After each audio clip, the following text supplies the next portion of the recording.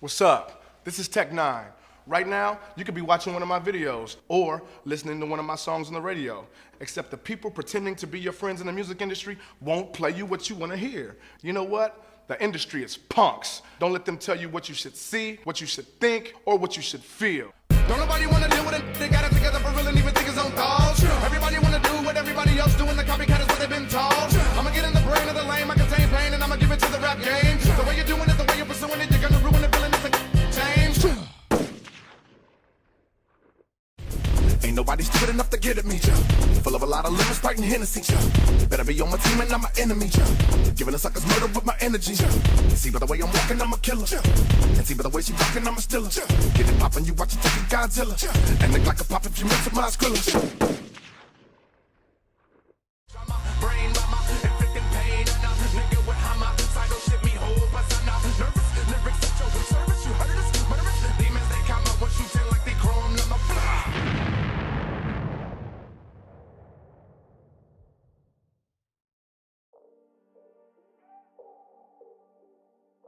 Aaron Dantes Yates, aka Tech9, would be born in Kansas City, Missouri in November of 1971. Growing up as a kid was tough for Tech. His mom suffered from epilepsy and lupus. Him and his mother would constantly be on the move in order to escape her abusive boyfriend. Tech also had to deal with the abundance of crime he witnessed as a kid. Some of his best friends and family were killed due to gun violence. Gang violence was something else that Tech had to endure, in which he eventually ended up joining the Bloods. But throughout all of this, music had always been a part of Tech's life. His mother was very religious, so Tech had to go to church a lot as a kid, and he heard plenty of gospel music growing up. Breakdancing, one of the 5 pillars of hip-hop, is something that Tech took interest to as a kid. NWA, Slick Rick, and Public Enemy were some of the rappers and rap groups that he listened to when he was a kid also. His music taste extended beyond just rap, with Tech being a huge fan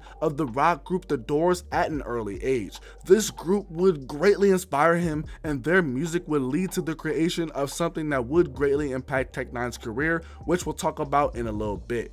Aside from dancing, it was rapping that Tech also picked up at an early age. He would rap the letters of his name in order to remember how to spell it. The moment that Tech's life would change forever is when he was at a skating rink and the song Planet Rock by African Bambaataa and the Soul Sonic Force came on. Tech was blown away by the song, and he knew that he needed to do music. At first, he started with breakdancing and beatboxing, but he was advised to start rapping. He would start writing rhymes, but the problem was that Tech was a shy kid, so he gave his rhymes to his friends so they could rhyme. Tech's friends could not rap his lyrics right, so this forced him to rap the lyrics that he wrote for them, and people loved it. His rapping style blew people away, with him rapping in a machine gun-like cadence while beating his chest, forming a beat. Tech9 ended up getting his rap name from a local rapper named Black Wall, who named him after a gun. His name has a deeper meaning though, because the gun Tech9 is spelled T-E-C while the rapper spells it T-E-C-H. It's spelled like this to reference the word technique. The 9 in the rapper's name is supposed to symbolize completion. While Tech was all in being a rapper, he would frequently have arguments, particularly with his Muslim stepdad, who wasn't very fond of rap music.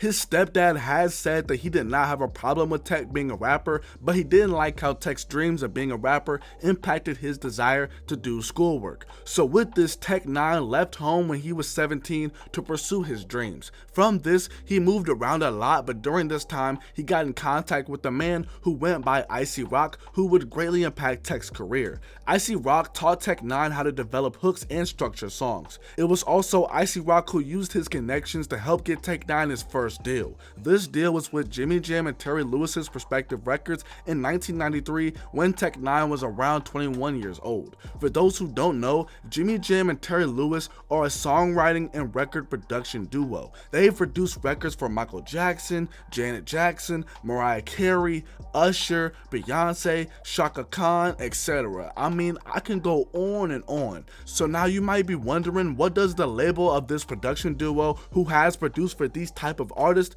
do with a rapper like Tech9? That was something that they struggled with because the label had absolutely no clue what to do with him. A former A&R of the label described Tech-N9ne's music as Slipknot meets Marilyn Manson meets the Insane Clown Posse meets Ice Cube. There were also other problems because Perspective Records wanted Tech-N9ne to change his name because there was another rapper named Tech-N9ne with him spelling it with T-E-K instead of T-E-C-H. I should also mention that years later there was another rapper named Tech-N9ne. He was a battle rapper from Philly. He would actually pass away, and a lot of people thought that when he died that, you know, Tech-N9ne that we all know that he died, but you know, obviously Tech-N9ne did not die and it was just a mix-up. But back to the story, and this along with Jimmy Jam and Terry Lewis not knowing how to market Tech-N9ne caused the deal to fall through. He would return back to Kansas City from LA in the summer of 1993. Frustrated with how the deal went down, Tech would end up starting a group called Nuthouse. The idea came from one of his friends who quoted a line from the 1981 Cheech and Chong movie Nice Dreams. It's spelled N-N-U-T-T-H-O-W-Z-E.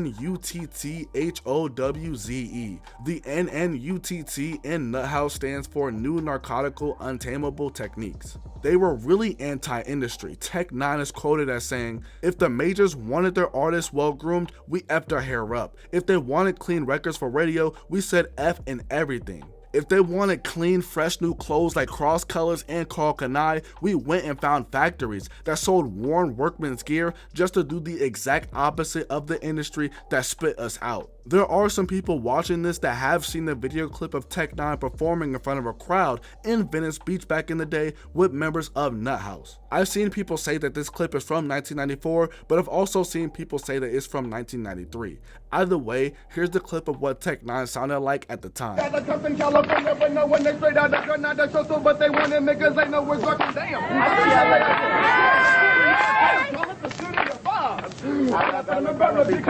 I don't care what they do, and I'm not giving a damn on what they say, cause they're taking dollars, so I give me the Some people watching this video might be familiar with my series of lost/found rap media videos where I discuss lost and or found rap media. I bring that up because unfortunately a lot of Tech's work with Nuthouse and its early work in general is lost, missing, or unavailable to the general public. But getting back on track with the story, and things would start to heat up for Tech-N9ne when his childhood friend N9ne would find out that Tech was no longer with Perspective Records. N9ne would give Tech-N9ne a beat that went on to become the song Mitchell Bade. This song would go on to appear on his debut album The Calm Before the Storm years later. What up, Mitch? Is it an everyday thing for you to act just like a bitch? How does it feel to have a nigga that will kill you for the foul shit you bitch? This was one of, if not the first local hit that Tech-N9ne had in KC, definitely as a leading artist. While the song was buzzing in KC, N9ne took a trip to LA in 1996. He would have the Mitchell Bade single, and this single would end up in the hands of Q.D. who's the son of the music legend Quincy Jones. Q.D. would reach out to Tech-N9ne, and in 1997, Tech would go back to California and end up moving in with Q.D., who was very impressed by him. He wasn't just impressed by his music, but he was also impressed by his theatrics while he was performing at shows. Tech-N9ne would go on and sign with Quest Records, which is a record label that was founded by Quincy Jones. Tech-N9ne began working on an album that was titled Be Warned. Things were going good right until he turned in the album. Quest Records said that the album was too crazy, it was witch music, devil worshipping music, etc. There were some differences because Tech and his team did not want to cater to the masses. Be Warned ended up being shelved by Quest Records. For the second time, Tech-N9ne would leave LA and return back to KC. I think that it should be mentioned that Tech-N9ne was in or was affiliated with a lot of different rap groups early on in his career. The Regime and Black Mafia are two groups of note. Another group to mention that he was affiliated with was the 57th Street Road Dogg Villains. Together they would come up with a song called Let's Get Messed Up, which ended up appearing on their It's On Now album in 1999. This song was a big local hit in Kansas City and even got played in heavy rotation down in St. Louis, Missouri. 1999 will also be the year that Tech released his debut album, The Calm Before the Storm. One track of note is the song Questions, which appeared on the soundtrack for the 1997 film Gang Related. 2000 would be a big year for Tech because this is the year that he met Travis O'Gwen. At the time, Travis was in the furniture business and he was investing his money in different things like apparel and real estate. He met Tech because the people that he was doing apparel with needed local celebrities to wear their clothes, and Tech was very well known throughout the area. Travis didn't initially want to get involved with music. He saw that N9ne was supposed to blow up and be this big star, but for some reason he felt like Tech was being held back in a way. Travis also knew that getting involved with Tech could be costly due to how many different deals that N9ne was tied to. In September of 2000, N9ne would release his sophomore album, The Worst. This would ultimately fulfill his contractual obligations with other companies. Finally, in the year 2000, Travis and N9ne would form the company Strange Music.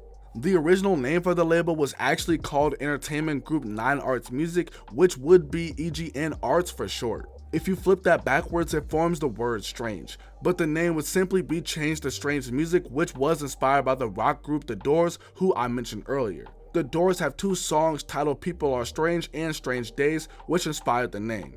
Years later, N9ne would end up working with the living members of The Doors since Jim Morrison died in 1971, 4 months before N9ne would be born. After Travis and Tech would form Strange Music, the first release under this label would be N9ne's 2001 album, Angelic. The story behind the album is that Tech originally wanted the word Angelic tatted on his back. He feels like the word best describes him because it's a combination of the words angel and hell to represent good and bad. If you listen to the album or have seen the full cover art for the album, this is very clear. The album has 3 stages, with that being Elevator, Purgatory, and finally Heaven. Angelic is an insane listen. My dad was a huge N9ne fan when I was a kid, so by default he was one of my favorite rappers. I remember my dad constantly bumping this album, and some of the songs that I remember standing out to me is Einstein, This Ring, Breathe, and Twisted. My dad had the re-release version of the album though that came out in 2003. The album was originally released in conjunction with J. Records, but they went out of business in 2002.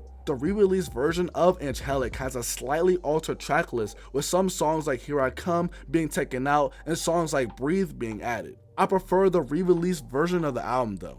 The song This Ring is one of my favorite N9ne tracks ever, and in the track, he goes into the reality of balancing his rap fame with his family life. This is something that he had to deal with throughout his whole career, and it's a must listen if you have not heard it yet. This album brought a great amount of fame to Tech, but it also really started a divide in his fan base, specifically amongst black people. Some weren't feeling Tech having spiked red hair, painting his face, and his devil-like aesthetic. They felt like he was selling out and doing white people stuff. But despite this, N9ne still kept the ball rolling. I should mention that in 2002, we would see the compilation album Celsius released through Midwest Side Records. This was released after Tech left the label. In the very same month that Celsius released came the release of Absolute Power, which is N9ne's 4th album. This album is absolutely a big FU to the industry, with the first track after the intro of the album being The Industry Is Punks. Tech was having a lot of problems with getting singles like the song Slacker promoted on the radio.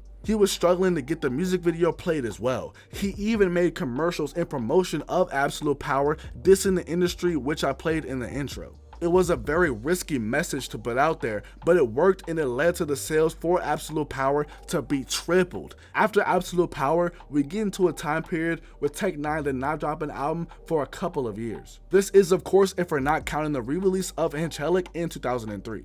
Tech spent these years touring around the globe, performing an insane amount of shows. In 2003, according to Travis, N9ne did 96 shows that year alone. In March of 2005, we would see the release of Vintage Tech, which is a compilation album from N9ne. This project is a mixture of unreleased material that he already had, mixed with material that was already released on his older projects. The song Now It's On from this album is one of the songs that I remember as a kid standing out to me.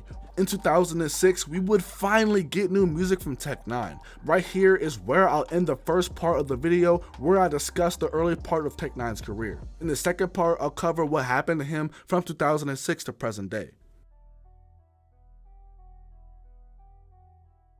In March of 2005, Tech was touring with Bone Thugs and Harmony, and he would be leaving a show from Billings, Montana to head to Spokane, Washington. The driver of Tech's van would lose control due to a blizzard and their van would flip multiple times. This accident is detailed in the intro to Tech's 2006 album Ever Ready. Tech, Chris Calico, Cut Calhoun, and the other passengers in the car are very lucky to be alive today to live and tell the story. Over a year after the accident in November of 2006 would come the release of Ever Ready. I actually remember when this album was released and it was madness. Some of you may already know if you're a fan of the channel, but I'm from Omaha, Nebraska. Back in the day, there used to be a record store here named Homer's, and my dad took me and my older brother there to meet Tech.N9ne at a meet and greet. I was 5 at the time and ended up getting an autograph and meeting him. The autograph is somewhere in my house. I don't really know where it is. I mean, I've moved like 5 times since then, but yeah. But there are so many good songs on Ever Ready though.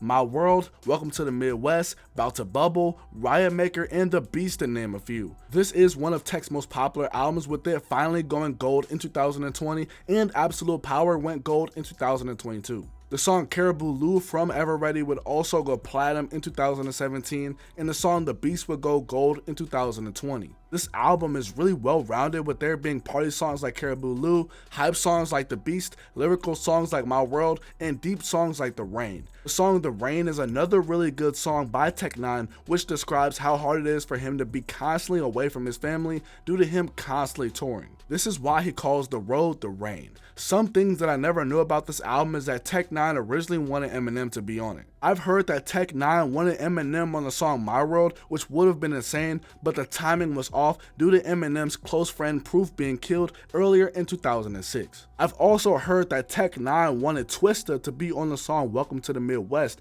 which would have been crazy as well, but allegedly Twista's verse wasn't sent in on time. After Ever Ready, there really would not be a period of time where Tech.N9ne did not drop music for a long time, because less than a year later, he would release Tech.N9ne collabos Misery Loves Company. This would be his first entry in his collabo series. The album has cuts like That Box, Gangsta Shap, Sex Out South, and Crazy Love. But there are 2 songs that I really want to talk about, and that's Midwest Choppers and Message to the Black Man. Midwest Choppers would be the first song in Tech's Chopper series. The name comes from chopper or chopping, which is a type of rap style that has origins in the Midwest. It involves fast-paced rhyming. Think of a chef cutting an onion. It's similar to how the style is. This is an example of what I mean. Welcome to misery where the killers pop it off, and when I say pop it off, I mean dealing with the tongue of the gun. We can do it if anybody want it, whether rapping niggas are clapping up another, tell everyone. The other song that I wanted to discuss on this album is Message to the Black Man. In this song, Tech would pour his heart out about how he felt about the black community and how they weren't coming to his shows, and felt like he was being weird with some of the stuff that he was doing. This would not be the first time that Tech.N9ne touched on this topic. He would touch on this on Ever Ready in the song Come Gangsta. After this, we get into the Killer era when Tech.N9ne released the album Killer in July 2008. This album's cover and name pays homage and also flips Michael Jackson's iconic album Thriller. The album Killer ended up peaking at number 12 on the Billboard 200 with 36,000 copies sold in its first week. The 2 songs that I really love from this project are Like Yeah and Everybody Move. Especially Everybody Move, since that was on Midnight Club LA, which is one of my favorite games of all time. I played that game to death when I was growing up. It should also be mentioned that by 2008, Tech had stopped dyeing his hair. Fans thought that Tech.N9ne was selling out and trying to conform to the mainstream, but this was not the case. He would dye his hair frequently, and it got to the point where his hair would fall out. He had to start all over and cut his hair off, but he would ultimately never get his hair to how it was in the early 2000s. 2009 would end up being a busy year for Tech, with him releasing the second installment in the collabo series with the release of Sickology 101 in April of 2009. The album peaked at number 19 on the Billboard 200 with first week sales of 21,000 copies. To me, this is the best collabos album that Tech.N9ne has ever done. This album is fire top to bottom. My dad played this religiously when I was growing up as well. Sickology 101, Red Nose, Sorry and Ish, Nothing, and In the Air are some of my favorite tracks from this album, but I pretty much love nearly every track. The song Dysfunctional from this album will go gold in 2020. On this album, we would also see the second installment of the Chopper series with Midwest Choppers 2. Crazy Bone from Bone Thugs and Harmony has a hell of a verse on this song. Everybody killed it, and Tech.9ne's part is something of note too, but Crazy Bone just went ballistic. The very same year that Sickology 101 came out, we would also see the release of K.O.D. The album would peak at number 14 on the Billboard 200 chart, selling over 30,000 copies in its first week. Show Me a God, Strange Music Box, B-Boy, and Check Your Temperature are some of my favorite songs from this project. But now we enter into the 2010s, and Tech had been in the game for about 2 decades and some change at this point. Normally, artists by this time would slow down, but he kept it coming, and his music output in the 2010s was insane. In the year 2010 alone, he dropped 3 projects, with one of note being his 3rd installment in the Collabo series, which is the Gates mixplate. This was released in July 2010 and ended up peaking at number 13 on the Billboard 200, selling 17,000 copies in its first week. The song that I can remember the most from this project is OG, and I love that song because I love Gates Barbecue.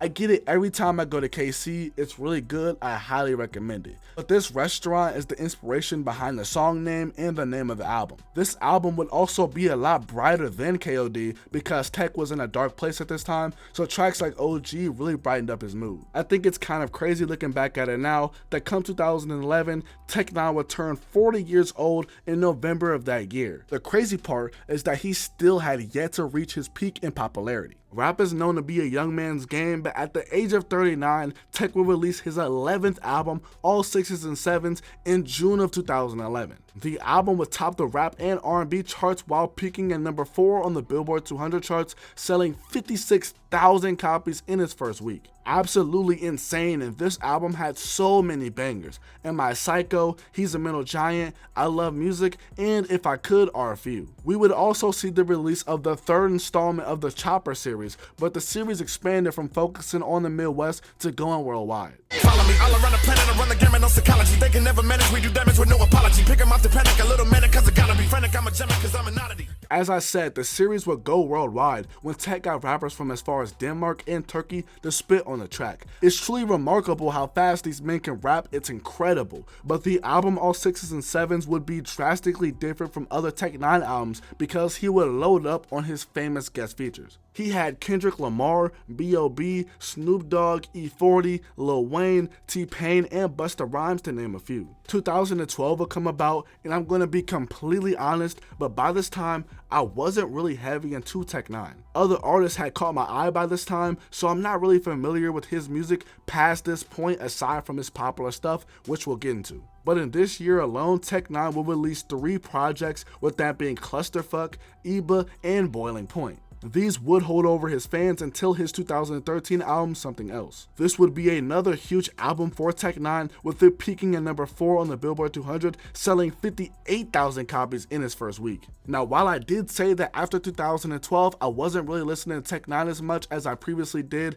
I did end up hearing a couple of songs from this project. Now, while I did say that after 2012, I wasn't really listening to Tech.9ne as much as I previously did, but I did end up hearing a couple songs from this album. Songs like Fragile, B.I.T.C.H., Dwam, and Straight Out the Gate. But the very next year would come the release of Strangulation, which would be the 5th Collabos album and also the highest charting in the series. It ended up peaking at number 5 on the Billboard 200 chart with first week sales of 36,000 copies. Tech would keep it going with the release of Special Effects in May of 2015. This album would peak at number 4 on the Billboard 200, selling 60,000 copies in its first week. This would be the highest first week sales that Tech has ever had in his career.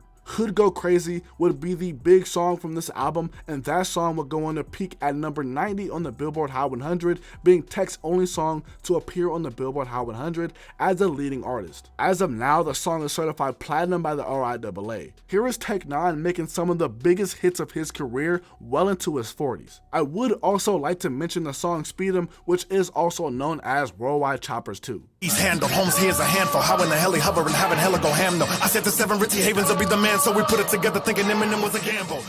This song is insane and was something that Tech fans have been waiting for years. Tech had been trying to work with Eminem for a long time and it would finally happen. Eminem is the best selling and one of the most popular rappers ever, so you could imagine that getting him to do a feature would be very costly. It says a lot about the respect that fellow rappers have for Tech.N9ne because Eminem did not charge Tech.N9ne for his verse. The only thing that Eminem asked for in return was for Tech.N9ne to give him a verse that he could use down the line. This meant a lot to Tech.N9ne coming from an artist of Eminem's stature. I should mention that Tech.N9ne and Eminem did appear on a song together in 1999 on a song called The Anthem, which appeared on Sway and King Tech's album This or That. This was a posse cut track, but Speedo would be the first time that Tech collabed with Eminem on his own song as a leading artist. It really lived up to the hype because Eminem went insane on his verse. But now, after special effects, I was definitely in the cold with Tech.N9ne outside of a few songs here and there. Some might get mad that I'm not talking about every single Tech.N9ne album, but this isn't a documentary. I'm not documenting every single thing in his career. Plus, the man literally has almost released 10 albums since 2015 alone. But the songs that I do know from 2015 to 2023 are songs like Everybody But Me, Like I Ain't, What If It Was Me, or Sriracha. I do want to end off this section talking about Tech.N9ne's 23rd album, Asinine, which released in October of 2021. Many of you listening have probably heard the song Face Off, which features Joey Cool, King ISO, and The Rock. It's one of Tech.N9ne's most popular songs, and The Rock, who's one of the biggest entertainers in the world, would absolutely demolish his verse. The music video would go #1 on YouTube and also went viral on TikTok, being the #1 song on the app at a point in time. Originally, The Rock wasn't even going to have a verse on the song. Tech.N9ne reached out to The Rock for him to do a spoken word bit at the end of the song. Upon listening to the track, The Rock had the idea to rap at the end because he felt like doing a WWE-esque promo at the end wouldn't be doing service to everybody on the track. The Rock is self-admittedly no writer, but he told Tech.N9ne that he planned to pen his verse anyway. He started writing down words and putting them together, with Tech.N9ne helping him with his structure and flow after showing him what he put down. Really cool that this happened, and just like that, we'll conclude the discussion about the second half of Tech.N9ne's career till now. A quick edit: right as I'm making this video, I had no clue that Tech.N9ne was releasing a new project which would be called Bliss. But in the third part of the video, I'll focus on the legacy of Tech.N9ne. I thoroughly believe that Tech.N9ne is hands down the greatest underground rapper of all time. No underground rapper has done or even has came close to what he's done. Tech has had a career spanning over 30 years, leaving us classic albums, songs, and a great body of work. Makes it even crazier that he's still going strong to this day.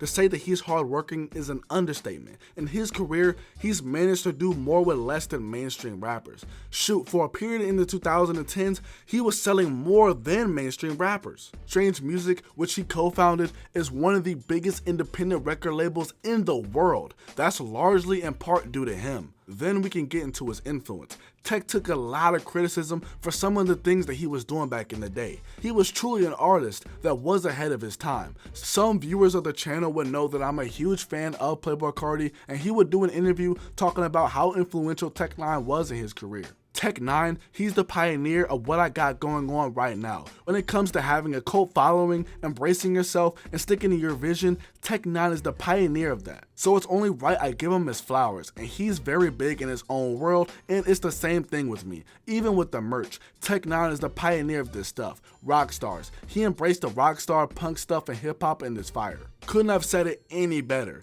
Nowadays, we see rappers dyeing their hair all sorts of crazy colors, and we see it being the norm, but when Tech.N9ne did it, he got bashed for it. It was the same thing when Tech.N9ne fused his music with rock. Now we see artists like Playboi Carti and Lil Uzi Vert incorporating rock and punk into their music. Rightfully, Lil Wayne gets credited for taking that to a mainstream level when it comes to rap with his Rebirth album in 2010, but Tech had already been doing that in the underground for years before. Tech.N9ne is highly respected amongst mainstream and underground artists. Some of our favorite rappers are even big fans of his. I firmly believe that we gotta give flowers to people while they're still alive, and Tech.N9ne is someone who definitely deserves his props for what he's done and continues to do.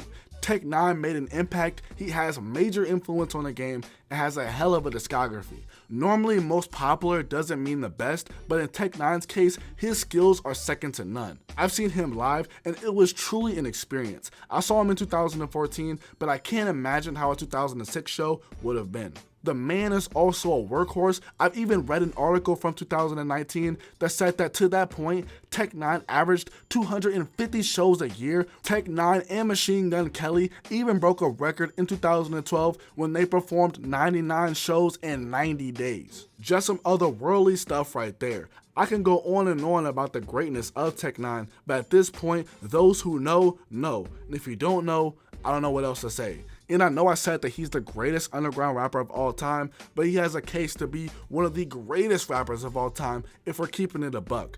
You don't have to agree with it, but after watching this video and hearing his story, it's pretty undeniable at this point. There will never be another Tec-9. But all in all, let me know what you thought of the video. I love you guys with all my heart.